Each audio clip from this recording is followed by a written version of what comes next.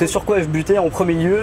D'abord, c'est une question, disons, esthétique de savoir comment filmer le verbe.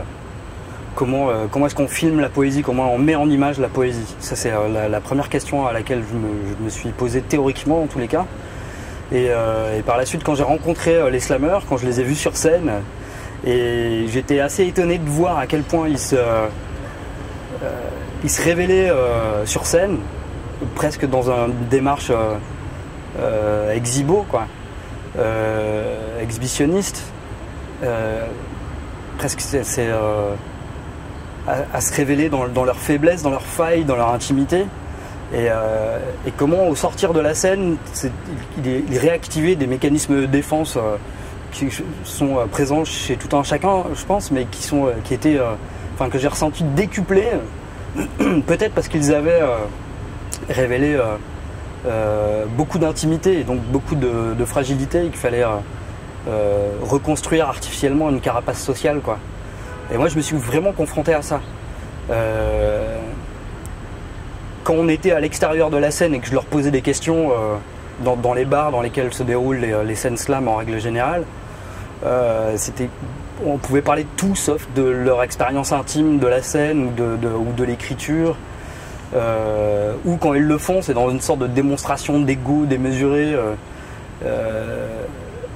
Et donc je trouvais pas la vérité là-dedans, et fatalement je pouvais pas comprendre l'expérience subjective de l'écriture et de la scène. Donc j'ai voulu en premier lieu les extraire de leur milieu naturel, si on peut dire, les bars, pour aller chez eux ou pour leur donner des rendez-vous dans des cafés pendant la journée et pas durant la nuit.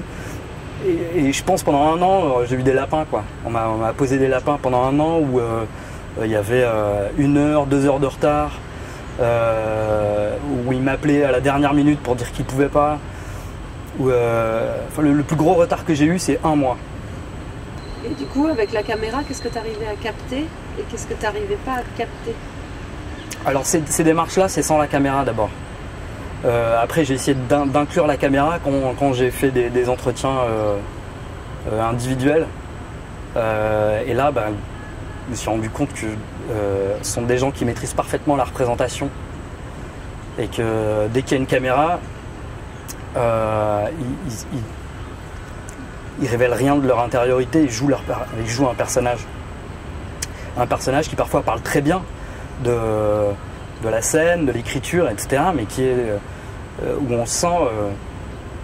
Enfin, moi je les ai vus sur scène, et donc dans leur fêlure aussi, ou dans des revendications extrêmes, et puis quand ils parlent devant une caméra, immédiatement il y a une maîtrise totale du verbe, des mots employés, etc. Et évidemment ils se mettent... ils se présentent comme bien meilleurs qu'ils ne sont en réalité, quoi. Il y a une maîtrise d'absolument tout, alors qu'il y a beaucoup d'incertitudes, il y a beaucoup de doutes, il y a beaucoup de solitude chez eux, et ce qu'ils exprimaient sur scène, quand je leur mettais une caméra devant le nez, tout ça n'apparaissait plus, ça disparaissait. Donc ils me faisaient une sorte de tract de prosélytisme, quoi, tu vois, pour dire le slam c'est génial, en parlant de nous, tu vois. Enfin, il y avait aussi un terme, nous on fait ci, nous on fait ça, nous on est comme ça, nous on est ouvert, nous...